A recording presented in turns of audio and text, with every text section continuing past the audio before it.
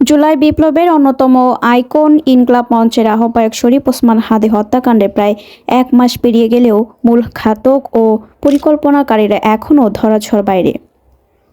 তারা পালিয়ে ভারতে আশ্রয় নিয়েছে বলে জানা গেছে। বন্দি প্রত্যর্পণ চুক্তি ও কূটনৈতিক যোগাযোগ থাকা সত্ত্বেও ভারত এই হত্যাকাণ্ডের তদন্তে কার্যকর সহযোগিতা করছে না, যা পরিস্থিতিকে জটিল করে তুলছে।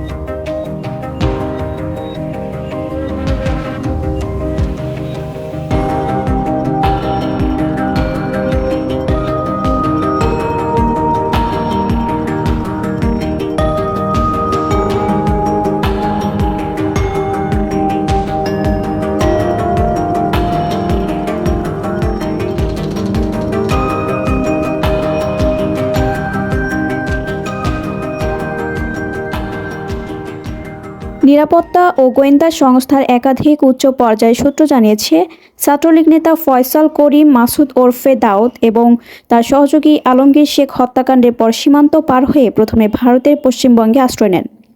পরে নিরাপত্তা ঝুঁকি এড়াতে তাদের ভারতের বাণিজ্যিক রাজধানী মুম্বাইয়ের একটি সুরক্ষিত এলাকায় স্থানান্তর করা হয়। গোয়েন্দা কর্মকর্তারা মনে করছেন, মুম্বাইয়ের মতো বিশাল শহরে আত্মগোপন তুলনামূলক সহজ। রাজনৈতিক যোগাযোগ, অর্থের যোগান ও পরিচয় গোপন রাখার সুযোগ থাকায় এ শহর অপরাধীদের জন্য নিরাপদ আশ্রয়স্থল হিসেবে ব্যবহৃত হয়। এ প্রেক্ষাপটে ফয়সাল দুবাইয়ে পালিয়েছে এমন তথ্যকে বিভ্রান্তিকর গুজব হিসেবে দেখছেন সংশ্লিষ্টরা। পশ্চিমবঙ্গ থেকে মুম্বাই স্থানান্তর। নিরাপত্তা সংশ্লিষ্ট একাধিক সূত্র জানায়, গত ২৮ ডিসেম্বর ভারতের পশ্চিমবঙ্গ রাজ্যের স্পেশাল টাস্ক ফোর্স STF ৫ জন বাংলাদেশি নাগরিককে আটক করে। অভিযোগ রয়েছে, তারা হাদী হত্যার অভিযুক্তদের পালিয়ে যাওয়া এবং আত্মগোপনে লজিস্টিক সহায়তা দিয়েছিলেন। আটক ব্যক্তিদের মধ্যে রয়েছেন পলাতক আওয়ামী লীগ নেতা জাহাঙ্গীর কবির নানকের ব্যক্তিগত সহকারী মাসুদুর রহমান বিপ্লব, হাদী হত্যা মামলার চার্জশিটভুক্ত আসামির সাবেক কাউন্সিলর ও যুবলীগ নেতা তাইজুল ইসলাম চৌধুরী ওরফে বাপ্পি, ছাত্রলীগ নেতা রাকিবুল ইসলাম ও রুবেল এবং সীমান্ত এলাকার মানব পাচারকারী ফিলিপস। তদন্ত সংশ্লিষ্টদের মতে, এই ৫ জনকে জিজ্ঞাসাবাদ করা গেলে ফয়সাল ও আলমগীরের অবস্থান এবং হত্যার নেপথ্যের মাস্টারমাইন্ডদের পরিচয় স্পষ্ট হতো। কূটনৈতিক প্রচেষ্টা ও ভারতের না। আটকের খবর পাওয়ার পর কলকাতায় অবস্থিত বাংলাদেশের উপ হাইকমিশন ভারতের সংশ্লিষ্ট কর্তৃপক্ষের সঙ্গে যোগাযোগ করে আটক ব্যক্তিদের হস্তান্তরের আনুষ্ঠানিক অনুরোধ জানায়। তবে ভারতের পক্ষ থেকে কোনো ইতিবাচক সাড়া পাওয়া যায়নি। এমনকি আটকের বিষয়ে পরিষ্কার ও সুস্পষ্ট তথ্য শেয়ার করা হয়নি। বাংলাদেশ ও ভারতের মধ্যে বন্দি প্রত্যর্পণ চুক্তি এবং পারস্পরিক আইনি সহায়তায় MILAT কাঠামো বিদ্যমান। নিরাপত্তা সূত্র মতে, এই চুক্তির আওতায় যৌথ জিজ্ঞাসাবাদ, ডিজিটাল প্রমাণ আদান প্রদান কিংবা অন্তত প্রাথমিক তথ্য শেয়ার করা সম্ভব, কিন্তু বাস্তবে তা হয়নি। ভারতের পক্ষ থেকে বলা হচ্ছে, খুনিরা তাদের ভূখণ্ডে নেই, অথচ পশ্চিমবঙ্গ রাজ্য পুলিশের হাতে আটক সহযোগীদের বিষয় রয়েছে ভয়ঙ্কর রকমের এড়িয়ে যাওয়া কিংবা অস্বীকার করার প্রবণতা। একজন ঊর্ধ্বতন কর্মকর্তা বলেন, ওই ৫ জনই ছিল মামলার সবচেয়ে গুরুত্বপূর্ণ সূত্র। তাদের না পাওয়া মানে তদন্তের একটি বড় দরজা বন্ধ হয়ে যাওয়া। গোয়েন্দা নথি অনুযায়ী হাদী হত্যাকাণ্ড ছিল একটি সুপরিকল্পিত কিলিং মিশন। কয়েক দফা সাক্ষাৎ, রিকি চলাচল, পর্যবেক্ষণ এবং নির্ধারিত সময়সূচি অনুযায়ী হামলা চালানো হয়। হাদী কিলিং মিশনের সূচনা ঘটে গত ৪ ডিসেম্বর সন্ধ্যা ৮টা ১৮ যখন ফয়সাল ও তার সহযোগী কবির বাংলা মোটরের ইনকলাব কালচারাল সেন্টারে যান। সেখানে প্রায় ৬ মিনিট অবস্থান করে তারা শরীফ ওসমান হাদীর সঙ্গে ঘনিষ্ঠতা তৈরির চেষ্টা চালায় এবং একই সঙ্গে কাজ করার প্রস্তাব দেয়। এই যোগাযোগই ছিল পরিকল্পনার প্রথম ধাপ। ৯ ডিসেম্বর রাতে ফয়সাল আবার ওই কেন্দ্রে হাজির হয়। এবার তার সঙ্গে ছিলেন নতুন সহযোগী আলমগীর। নির্বাচনী প্রচারের সুযোগে ফয়সাল নিজেকে হাদির প্রচারণা টিমে যুক্ত করতে সক্ষম হয়। পরদিন সেগুনবাগিচায় প্রচার কার্যক্রমে তারা সরাসরি অংশ নেয়। তদন্তকারীদের ভাষ্য অনুযায়ী নির্বাচনী প্রচারে সম্পৃক্ত হওয়ার পরই হত্যার নকশা চূড়ান্ত করা হয়।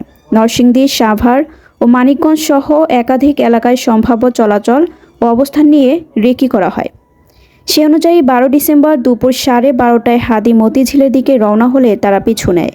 জুমার নামাজ শেষে দুপুর 2:15টায় হাদি বের হলে অনুসরণ অব্যাহত থাকে এবং পল্টনের বক্স কালভার্ট সড়কে ঢোকার পর দুপুর 2:24 খুব কাছ থেকে তাকে লক্ষ্য করে গুলি চালানো হয়।